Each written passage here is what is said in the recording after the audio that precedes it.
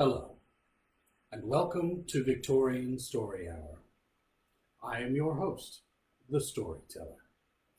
This is the archive, where I endeavor to collect all of the stories. Storytelling is one of the oldest activities that humanity undertakes. It is how we educate, how we build culture, how we entertain. And so I would like to share with you some of my favorite stories. And I can think of no better place to begin than with the father of modern English, Shakespeare. So, without further ado, let us begin. Sonnet 1. From fairest creatures we desire increase, that thereby beauty's rose might never die. But as the riper should by time decrease, his tender air might bear his memory. But thou, contracted to thine own bright eyes, feed'st thy light's flame with self-substantial, making a famine where abundance lies, thyself thy foe, to thy sweet self too cruel. Thou that art now the world's fresh ornament, and only herald to the gaudy spring, within thine own bud buryest thy content, and tender churl makest waste in niggarding. Pity the world, or else this glutton be, to eat the world's due by the grave and thee. He speaks here of loving thyself too much, something we should all consider in this time when loving one another is perhaps the greatest gift we can give. Moving on, Sonnet 2. When 40 winters shall besiege thy and dig deep beauty's field, thy youth's proud livery, so gazed on now, will be a tottered weed of small worth held.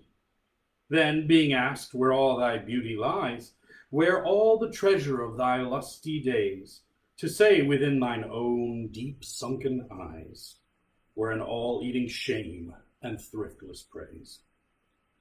How much more praise deserve thy beauty's use, if thou couldst answer, this fair child of mine shall sum my count and make my old excuse, proving his beauty by succession thine.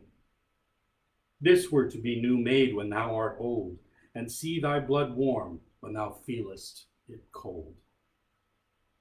He speaks here of beauty and how children are in fact the future, and how one's beauty continues on in thy offspring. I think now something a little more robust. Now, many of us are familiar with Tennyson and his martial poetry, but I must admit I have been rather taken lately with his more melancholic words. And so a few poems from Tennyson now of a softer vein. This one titled To J.S. The wind that beats the mountain blows more softly round the open wold, and gently comes the world to those that cast in gentle mold. And me this knowledge bolder made, or else I had not dared to flow in these words toward you and invade, even with a verse, your holy woe. 'Tis strange that those we lean on most, those in whose laps our limbs are nursed, fall into shadow, soonest lost. Those we love first are taken first. God gives us love, something to love. He sends us but when love is grown, to ripeness that on which it throve falls off, and love is left alone. This is the curse of time, alas.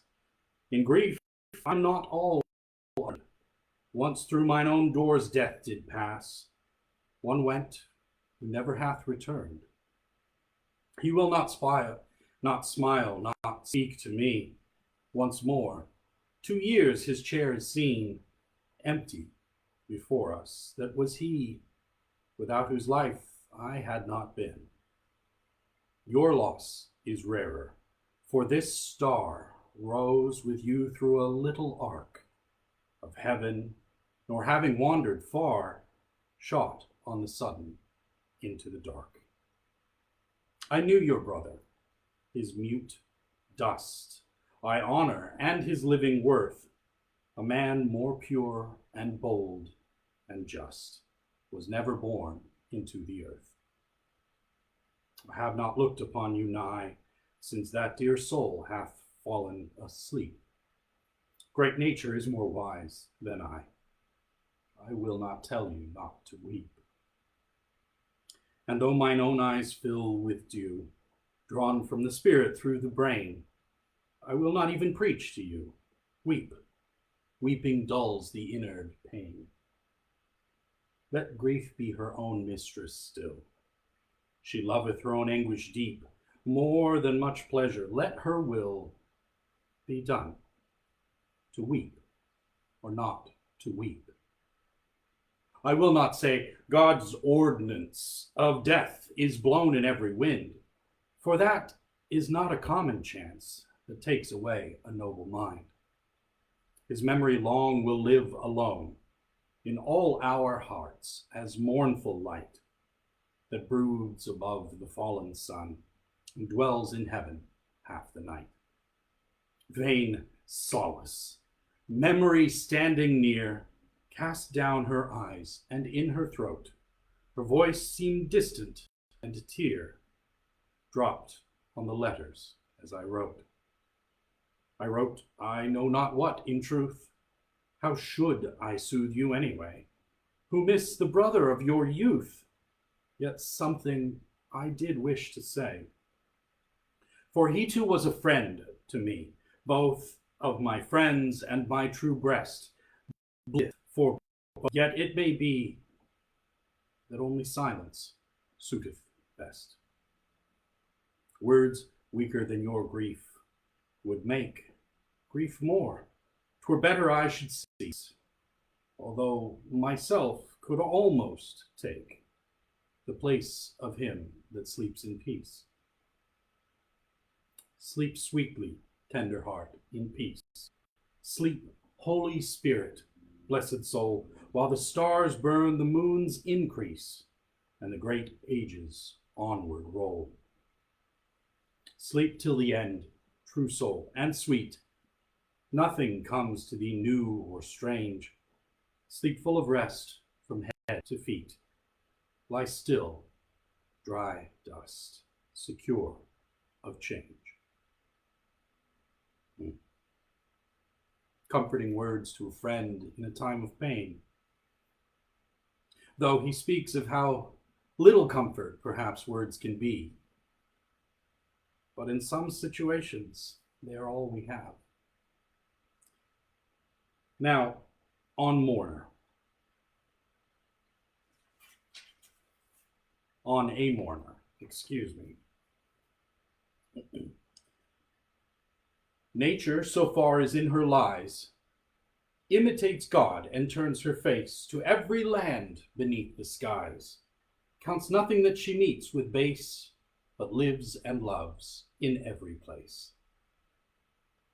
Fills out the homely quickset screens and makes the purple lilac ripe, steps from her airy hill and greens the swamp, where hums the dropping snipe with moss and braided marish pipe.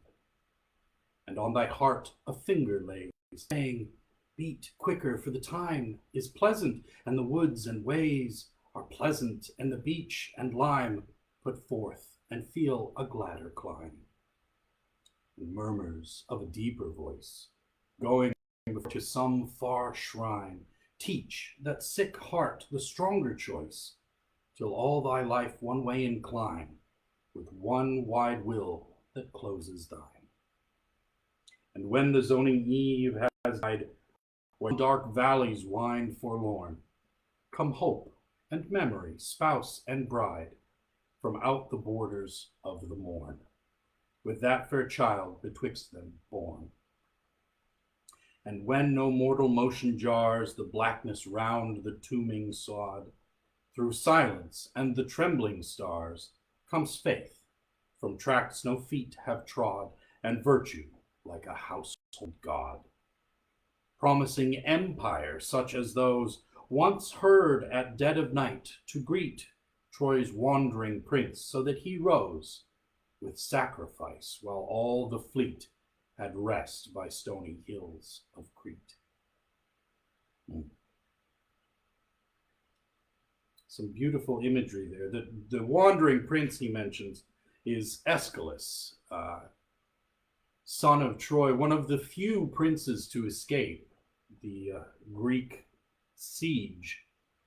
Reportedly the founder of Rome, though that was written quite later, and is certainly in conflict with the Romulus and Remus theory. So the whimsy of poets, I suppose. I think that's enough Tennyson for the moment. And now something, well, I would say lighter, but it is rather grim. Many of you know Snow White and her adventures with the dwarves, but did you know that there are other tales and other versions wherein she has a sister named Rose Red? And this is a tale of the two sisters by the brothers Grimm. Snow White and Rose Red. A poor widow lived all alone in a small cottage, and in front of this cottage was a garden with 2 rose bushes. One bore white roses and the other red. The widow had 2 children who looked like the rose bushes. One was called Snow White and the other Rose Red. They were more pious and kind, more hard-working and diligent than any other 2 children in the world. To be sure, Snow White was more quiet and gentle than Rose Red, who preferred to run around in the meadows and fields, look for flowers, and catch butterflies. Snow White stayed at home with her mother, helped her with the housework, or read to her when there was nothing to do. The 2 children loved each other so much that they always held hands whenever they went out. And when Snow White said, "Let us never leave each other," Rose Red answered, "Never, as long as we live." And their mother added, "Whatever one of you has, remember to share it with the other." They often wandered in the forest all alone and gathered red berries. The animals never harmed them, and indeed trusted them completely and would come up to them. The little hare would eat a cabbage leaf out of their hands. The roe grazed by their side. The stag leapt merrily around them. And the birds sat still on their branches and sang whatever tune they knew. Nothing bad ever happened to the girls. If they stayed too long in the forest and night overtook them, they would lie down next to each other on the moss and sleep until morning came. Their mother knew this and did not worry about them. Once, when they had spent the night in the forest and the morning sun had wakened them, they saw a beautiful child in a white, glistening garment sitting near them. The child stood up, looking at them in a friendly way, but went into the forest without saying anything. When they looked around, they realized that they had been sleeping at the edge of a cliff and would have certainly fallen over it if they had gone a few more steps in the darkness. Their mother told them that the child must have been the angel who watches over good children. Snow White and Rose Red kept their mother's cottage so clean that it was a joy to look inside. In the summer, Rose took care of the house, and every morning she placed 2 flowers in front of her mother's bed before she awoke, a rose from each one of the bushes. In the winter, Snow White lit the fire and hung the kettle over the hearth. The kettle was made out of brass, but glistened like gold because it was polished so clean. In the evening, when the snowflakes fell, the mother said, "Go, Snow White, and bolt the door. Then they sat down at the hearth, and their mother put on her glasses and read aloud from a large book, while the two girls sat and spun as they listened. On the ground next to them lay a little lamb, and behind them sat a white dove with its head tucked under its wing. One evening, as they were sitting together, there was a knock on the door, as if someone wanted to be let in. The mother said, "Quick, Rose-Red, open the door. It must be a traveler looking for shelter." Rose-Red pushed back the bolt, thinking that it would be some poor man, but instead it was a bear. He stuck his thick black head through the door, and Rose-Red jumped back and screamed loudly. The little lamb bleated, and the dove fluttered its wings, and Snow White hid herself behind her mother's bed. However, the bear began to speak and said, "Don't be afraid. I won't harm you. I'm half frozen and only want to warm myself here a little." "You poor bear," the mother said. "Lie down by the fire and take care that it does not burn your fur." And then she called out, "Snow White, Rose-Red, come out. The bear won't harm you. He means well." They both came out, and gradually the lamb and dove also drew near and lost their fear of him. Then the bear said, "Come, children, dust the snow off my coat a little." So they fetched a broom and swept the fur clean. Afterward, he stretched himself out beside the fire and uttered growls to show how content and comfortable he was. It did not take them long to all become accustomed to one another, and the clumsy guest had to put up with the mischievous pranks of the girls. They tugged his fur with their hands, planted their feet upon his back and rolled him over, or they took a hazel switch and hit him. When he growled, they just laughed. The bear took everything in good spirit. Only when they became too rough did he cry out, "Let me live, children. Snow White, Rose-Red, would you beat your suitor dead?" When it was time to sleep and the others went to bed, the mother said to the bear, "You're welcome, in God's name, to lie down by the hearth. Then you'll be protected from the cold and bad weather." As soon as dawn arrived, the two girls let him go outside, and he trotted over the snow into the forest. From then on, the bear came every evening at a certain time, lay down by the hearth, and allowed the children to play with him as much as they wanted. And they became so accustomed to him that they never bolted the door until their black playmate had arrived. One morning, when spring had made its appearance and everything outside was green, the bear said to Snow White, "Now I must go away, and I shall not return the entire summer." "But where are you going, dear bear?" asked Snow White. "I must go into the forest and guard my treasures from the wicked dwarfs. In the winter, when the ground is frozen hard, they must remain underground and can't work their way through to the top. But now that the sun has thawed and warmed the earth, they will break through, climb out, search around, and steal. Once they get something in their hands and carry it to their caves, it will not easily see the light of day again." Snow White was very sad about his departure. She unlocked the door, and when the bear hurried out, he became caught on the bolt, and a piece of his fur ripped off, and it seemed to Snow White that she saw gold glimmering through the fur, but she was not sure. The bear hurried away and soon disappeared beyond the trees. Some time after, the mother sent the girls into the forest to gather firewood. There they found a large tree lying on the ground that had been chopped down. Something was jumping up and down on the grass near the trunk, but they could not tell what it was. As they came closer, they saw a dwarf with an old withered face and a beard that was snow white and a yard long. The tip of the beard was caught in a crack of the tree, and the little fellow was jumping back and forth like a dog on a rope and did not know what to do. He glared at the girls with his fire eyes and screamed, "What are you standing there for? Can't you come over here and help me?" How did you get into this jam, little man? Asked Rose Red. You stupid nosy goose, answered the dwarf. I wanted to split the tree to get some wood for my kitchen. We dwarfs need but little food. However, it gets burned fast when we use those thick logs. We don't devour such large portions as you coarse and greedy people.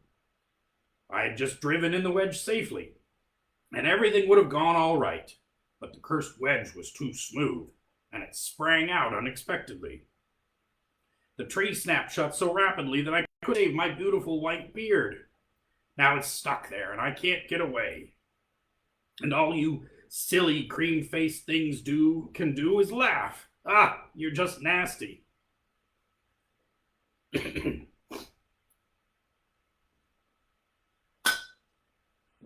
girls tried as hard as they could, but they could not pull the beard out.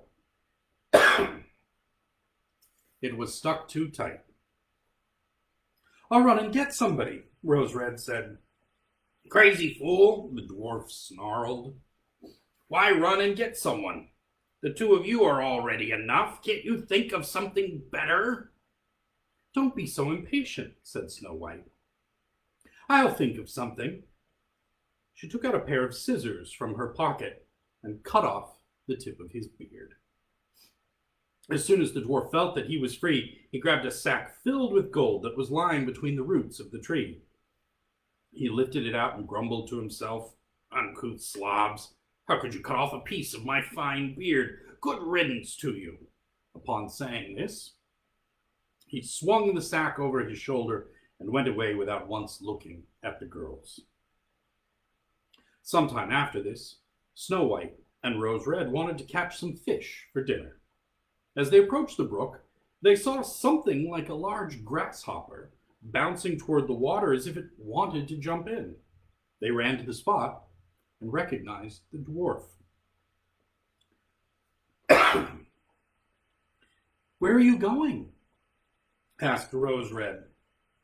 You don't want to jump into the water, do you? Not such a fool as that, the dwarf screamed. Don't you see that the cursed fish wants to pull me in?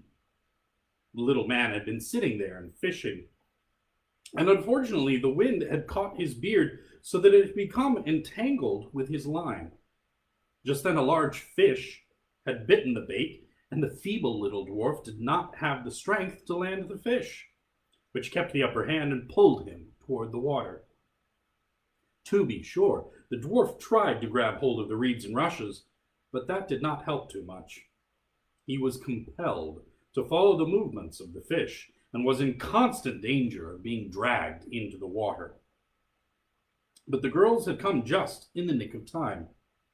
They held on to him tightly and tried to untangle his beard from the line. However, it was to no avail. The beard and line were meshed together, and there was nothing left to do but take out the scissors and cut off a small part of his beard. When the dwarf saw this, he screamed at them. You bird brains, you've disfigured my face like barbarians. It was not enough that you clipped the tip of my beard. Now you've cut off the best part. I won't be able to show myself among my friends. May you both walk for miles on end until the soles of your shoes are burned off. Then he grabbed a sack of pearls that was lying in the rushes, and without saying another word, he dragged it away and disappeared behind a rock.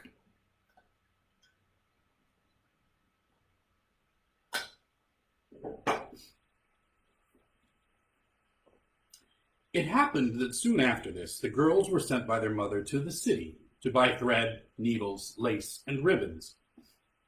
Their way led over a heath, which had huge pieces of rock scattered here and there. A large bird circled slowly in the air above them, flying lower and lower, until it finally landed on the ground not far from a rock. Right after that, they heard a piercing, terrible cry. They ran to the spot and saw with horror that the eagle had seized their old acquaintance, the dwarf, and intended to carry him away. The girls took pity on him and grabbed hold of the little man as tightly as they could. They tugged against the eagle until finally the bird had to abandon his booty. When the dwarf had recovered from his initial fright, he screeched at them. "Couldn't you have handled me more carefully? You've torn my coat to shreds. It was thin enough to begin with, but now it's got holes and rips all over, you clumsy louts." Then he took a sack with jewels and once again slipped under a rock into his cave. The girls were accustomed to his ingratitude and continued on their way. They took care of their chores in the city, and when they crossed the heath again on their way home, they surprised the dwarf, who had dumped his sack of jewels on a clean spot, not thinking that anyone would come by at such a late hour. The evening sun's rays were cast upon the glistening stones, which glimmered and sparkled in such radiant different colors that the girls had to stop and look at them. "Why are you standing there gaping like monkeys?" the dwarf screamed, and his ash-gray face turned scarlet with rage. He was about to continue his cursing when a loud growl was heard, and a black bear came trotting out of the forest. The dwarf jumped up in terror, but he could not reach his hiding place in time. The bear was already too near. Filled with fear, the dwarf cried out, "Dear Mr. Bear, spare my life, and I'll give you all my treasures. Look at the beautiful jewels lying there. Grant me my life." "What good is a small, measly fellow like me? You wouldn't be able to feel me between your teeth. Those wicked girls over there would be better for you. They're such tender morsels, fat as young quails. For heaven's sakes, eat them instead." The bear did not pay any attention to the dwarf's words, but gave the evil creature a single blow with his paw, and the dwarf did not move again. The girls had run away, but the bear called after them, "Snow White, Rose Red, don't be afraid. Wait, I'll go with you." Then they recognized his voice and stopped. When the bear came up to them, his bearskin suddenly fell off, and there stood a handsome man, clad completely in gold. "I'm the son of a king," he said, "and I had been cast under a spell by the wicked dwarf who stole my treasures. He forced me to run around the forest as a wild bear, and only his death could release me from the spell. Now he has received his justly earned punishment." Snow White was married to the prince, and Rose Red to his brother, and they shared the great treasures that the dwarf had collected in his cave. The old mother lived many more peaceful and happy years with her children. Indeed, she took the 2 rose bushes with her, and they stood in front of her window, and every year they bore the most beautiful roses, white and red. Rather different than Snow White and the 7 Dwarfs, I should say. In this case, the dwarf is in fact the villain. It does put me in mind of another tale, which we will not read tonight, called Bearskin, about another man transformed to live like a bear, and his work to find true love in his transformed state. Now, there are many authors that we will cover that I have great admiration for. This next one especially, Lord Byron, is one of my personal favorites. And he had his own favorites as well. He, like many other people, was a great admirer of Napoleon Bonaparte. And much as Beethoven wrote a symphony for him, Byron wrote a rather epic poem, which we will get to momentarily. And now, Ode to Napoleon Bonaparte by Byron. "'Tis done, but yesterday a king, and armed with kings to strive, and now thou art a nameless thing, so abject, yet alive. Is this the man of 1,000 thrones, who strewed our earth with hostile bones? And can he thus survive? Since he miscalled the morning star, nor man nor fiend hath fallen so far. Ill-minded man, Why scourge thy kind, who bowed so low the knee?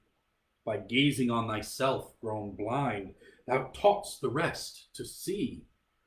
With might unquestioned power to save, thine only gift hath been the grave to those that worship thee. Nor till thy fall could mortal guess ambitions less than littleness. Thanks for that lesson it will teach to after warriors more than high philosophy can preach and vainly preached before. That spell upon the minds of men breaks never to unite again, that led them to adore those pagode things of saber sway with fronts of brass and feet of clay. The triumph and the vanity, the rapture of the strife, the earthquake voice of victory, to thee the breath of life. The sword, the scepter, and that sway, which man seemed made but to obey, wherewith renown was rife, all quelled. Dark spirit, what must be the madness of thy memory? The desolator desolate, the victor overthrown, the arbiter of others' fates, a supplicant of his own. It is some yet imperial hope that with such change can calmly cope, or dread of death alone. To die a prince or live a slave, thy choice is most ignobly brave. He who of old would rend the oak dreamed not of the rebound. Chained by the trunk he vainly broke. Alone? How looked he round?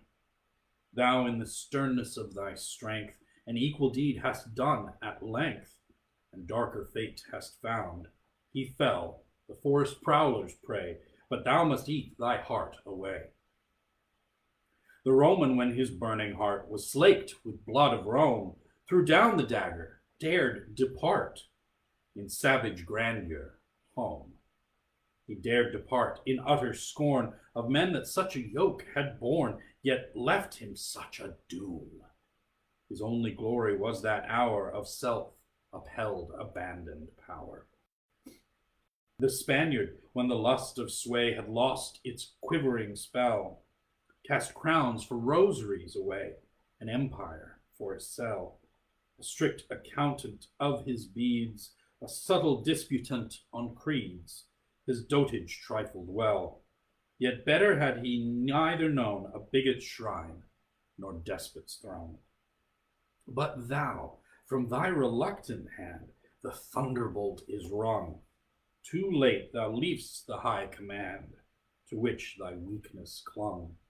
All evil spirit as thou art, it is enough to grieve the heart, to see thine own unstrung, to think that God's fair world hath been the footstool of a thing so mean, and earth hath spilt her blood for him who thus can hoard his own, and monarchs bowed the trembling limb and thanked him for a throne.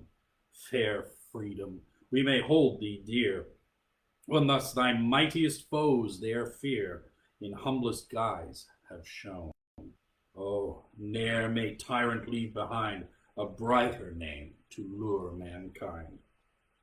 Thine evil deeds are writ in gore, nor written thus in vain. Thy triumphs tell of fame no more, or deepen every stain. If thou hadst died as honor dies, some new Napoleon might arise to shame the world again. But who would soar the solar height to set in such a starless night? Weighed in the balance, hero dust is vile as vulgar clay. Thy scales mortality are just to all that pass away. But yet methought the living great some higher sparks should animate to dazzle and dismay, nor deemed contempt could thus make mirth of these, the conquerors of earth. And she, proud Austria's mournful flower, thy still imperial bride, how bears her breast the torturing hour? Still clings she to thy side? Must she too bend, must she too share thy late repentance, long despair, thou throneless homicide? Still she loves thee. Hoard that gem, 'tis worth thy vanished diadem. Then haste thee to thy sullen isle, and gaze upon the sea. That element may meet thy smile, it ne'er was ruled by thee. Or trace with thine all idle hand, in loitering mood upon the sand, that earth is now as free, that Corinth's pedagogue hath now transferred his byword to thy brow. Thou timor in his captive's cage, what thoughts will there be thine, while brooding in thy prisoned rage? But one, the world was mine, unless, like he of Babylon, all sense is with thy scepter gone. Life will not long confine that spirit poured so widely forth, so long obeyed, so little worth. Or like the thief of fire from heaven, wilt thou withstand the shock, and share with him the unforgiven, his vulture and his rock? Foredoomed by God, by man accursed, and that last act, though not thy worst, the very fiend's arch mock, he in his fall preserved his pride. And if a mortal has as proudly died. Not a fan of Napoleon, it would seem. More celebrating his capture and imprisonment in Alba. Lastly, I should like to move on to the diary of a gentleman named Samuel Pepys. Now, you may not have heard of Pepys. He was a naval secretary during, following Cromwell's revolution, during the interregnum and the Restoration. His is an interesting diary. It was never meant, most likely, for public scrutiny. He tells very truthfully about his more lascivious activities, and yet also documents quite clearly the politics and art of his time. It is a rather charming window into 400 years in the past. And so, we shall begin at the beginning. January the 1st, 1659, 1660. Blessed be God, at the end of the last year I was in very good health, without any sense of my old pain, but upon taking of cold. I lived in Axyard, having my wife and servant Jane, and no more in family than us three. My wife, after the absence of her terms for 7 weeks, gave me hopes of her being with child, but on the last day of the year she hath them again. The condition of the state was thus, viz. The rump, after being disturbed by my Lord Lambert, was lately returned to sit again. The officers of the army all forced to yield. Lawson lies still in the river, and Monk is with his army in Scotland. Only my Lord Lambert is not yet come into the Parliament, nor is it expected that he will, without being forced to it. The new Common Council of the city doth speak very high, and hath sent to Monk their sword-bearer, which is at present the desires and the hopes and expectations of all. 22 of the old secluded members have been at the house door the last week to demand entrance, but it was denied them, and it is believed that they nor the people will not be satisfied till the house be filled. My own private condition, very handsome and esteemed rich, but ended very poor, besides my goods of my house and my office, which at present is somewhat uncertain. Mr. Downing is the master of my office.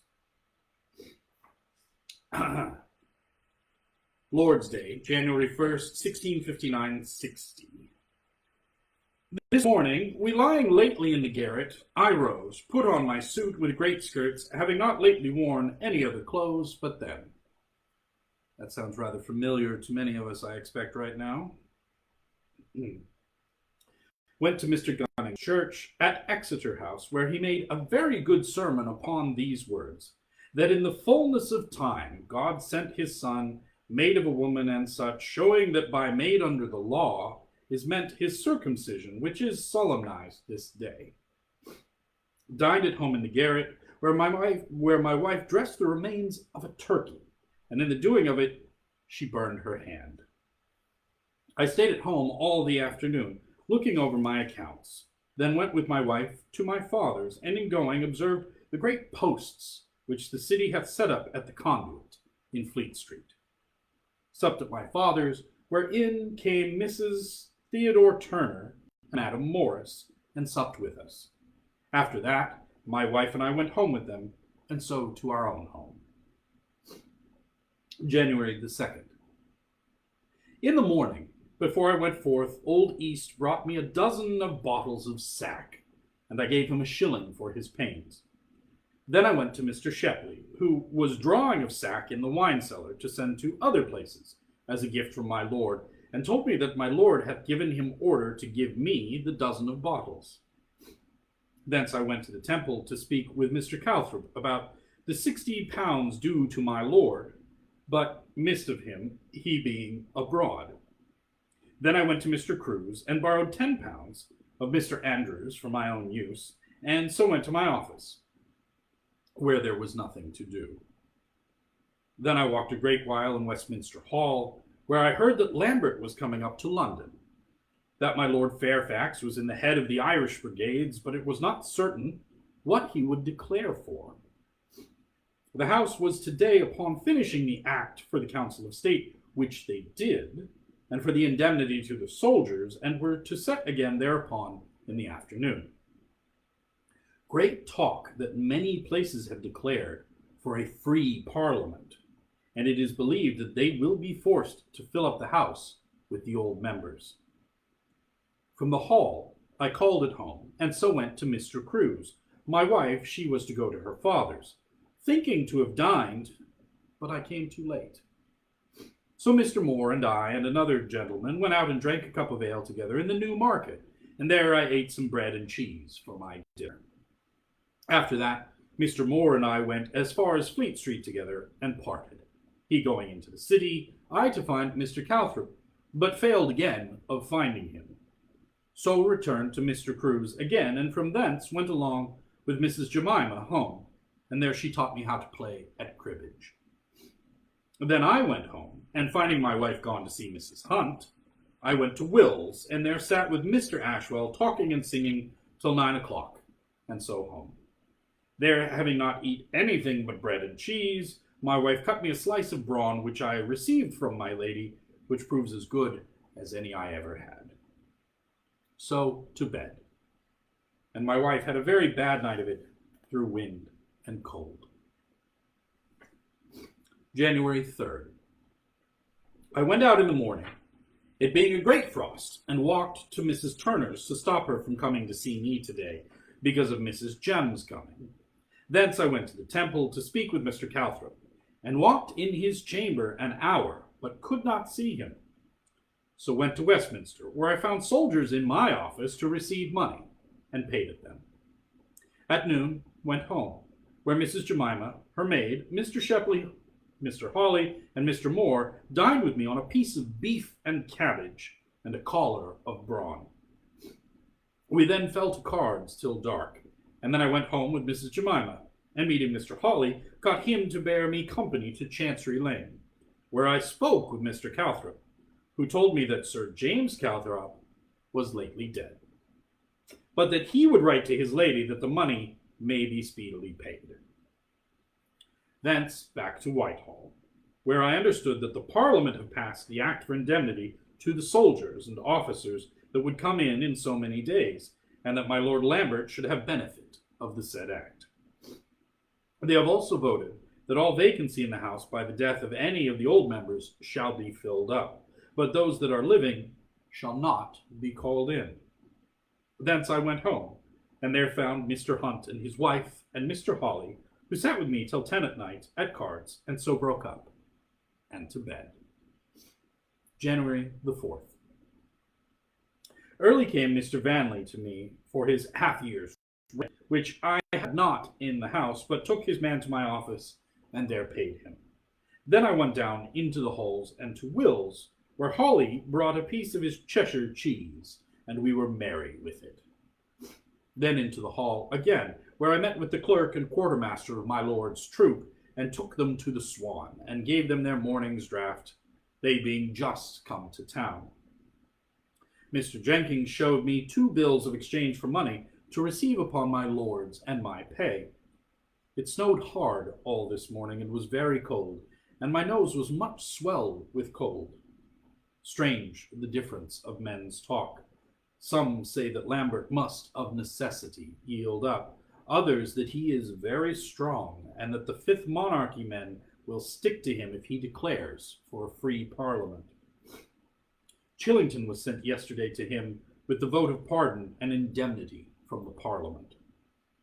From the hall I came home, where I found letters from Hinchingbrook and news of Mr. Shepley's going thither the next week. I dined at home, and from thence went to Will's, to Shaw, who promised me to go along with me to Atkinson about some money. But I found him at cards with Spicer and Devines, and could not get him along with me. I was vexed at this, and went and walked in the hall, where I heard that the Parliament spent this day in fast and prayer, and in the afternoon came letters from the north, that brought news that my Lord Lambert's forces were all forsaking him, and that he was left with only 50 horse, and that he did now declare for the Parliament himself. And that my Lord Fairfax did also rest satisfied, and had laid down his arms, and that what he had done was only to secure the country again, my Lord Lambert raising secure the country again, my Lord Lambert, his raising of money and free quarter. I went to Will's again, where I found them still at cards, and Spicer had won 14 shillings of Shaw's and Vine. Then I spent a little time with Vines and Maillard at Vines at our vials. So home, and from thence to Mr. Hunt's, and sat with them and Mr. Hawley at cards till 10 at night, and were much made of by them. Home, and so to bed, but much troubled with my nose, which was much swelled. January the 5th. I went to my office, where the money was again expected from the excise office, but none brought, but was promised to be sent this afternoon. I dined with Mr. Shepley at my lord's lodgings upon his turkey pie, and so to my office again, where the excise money was brought, and some of it told to soldiers till it was dark. Then I went home, and after writing a letter to my lord, and told him the news that the Parliament hath this night voted that members that were discharged from settings in the year 1648 and 49 were duly discharged, and that there should be writs issued presently for the calling of others in their place, and that Monk and Fairfax were commanded up to town, and that the prince's lodgings were to be provided for Monk at Whitehall. Then my wife and I, it being a great frost, went to Mrs. Jemima in expectation to eat a sack posset, but Mr. Edward not coming, it was put off, and so I left my wife playing at cards with her, and went myself with my lanthorn to Mr. Fage to consult concerning my nose, who told me that it was nothing but cold, and after that we did discourse concerning public business, and he told me that it is true the city hath not time enough to do much, but they are resolved to shake off the soldier, and that unless there be a free parliament chosen, he doth believe there are half the common council will not levy any money by order of this parliament. From thence I went to my father's, where I found Mrs. Ramsay and her grandchild, a pretty girl, and stayed a while, and talked with them and my mother, and then took my leave. Only heard of an invitation to go to dinner tomorrow to my cousin, Thomas Pepys.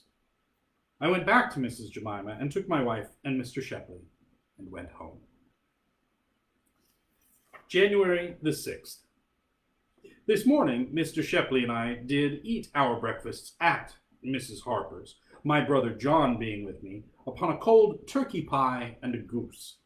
from whence I went to my office, where we paid money to the soldiers till 1 o'clock, at which time we made an end. And I went home and took my wife, went to my cousin Thomas Pepys, and found them just sat down to dinner, which was very good. Only the venison pasty was palpable beef, which was not handsome.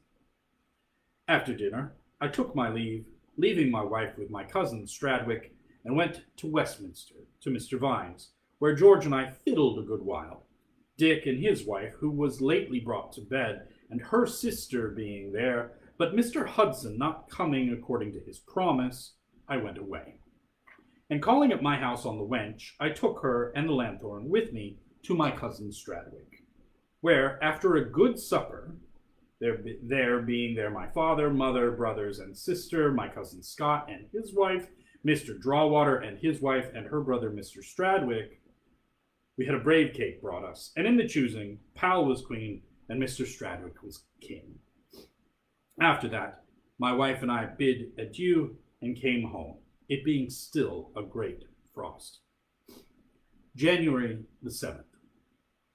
At my office, as I was receiving money of the probate of wills, in came Mrs. Turner, Theodore, Madam Morris, and Joyce. And after I had done, I took them home to my house, and Mr. Hawley came after, and I got a dish of steaks and a rabbit for them, while they were playing a game or two at cards. In the middle of our dinner, a messenger from Mr. Downing came to fetch me to him. So leaving Mr. Hawley there, I went, and was forced to stay till night in expectation of the French ambassador, who at last came, and I had a great deal of good discourse with one of his gentlemen concerning the reason of the difference between the zeal of the French and the Spaniard. After he was gone, I went home and found my friends still at cards, and after that I went along with them to Dr. Hoare's, sending my wife to Mrs. Jemima to a sack posset, where I heard some symphony and songs of his own making performed by Mr. Mage, Harding, and Mallard. Afterward, I put my friends into a coach, and I went to Mrs. Jemima's, where I writ a letter to my lord by the post, and had my part of the posset, which was saved for me. And so we went home and put in at my lord's lodgings, where we stayed late, eating of part of his pie and reading of Quarles' Emblem. So home and to bed. Pepys is living during a very tumultuous time in England's history. The king was killed, deposed. Cromwell became protector. Cromwell has since died. They have gutted the parliament and left only the rump, a very small minority of members to run the government, which the army, the military, has rebelled against. And so as he speaks of Monk and Fairfax, these are generals in the field in not quite open rebellion, but certainly working that direction. There is a struggle happening in the great body of England at that time, the body politic, to fill Parliament with free elections and allow true representation.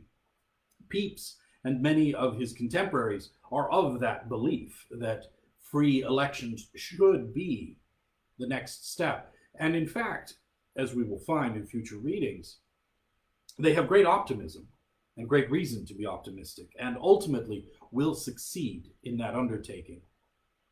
The trick is, though, for there to be elections of Parliament as such requires them to restore the monarchy, which will be quite an undertaking.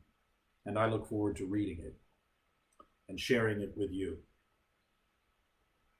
That is our time for today. Thank you all for joining and hearing my stories.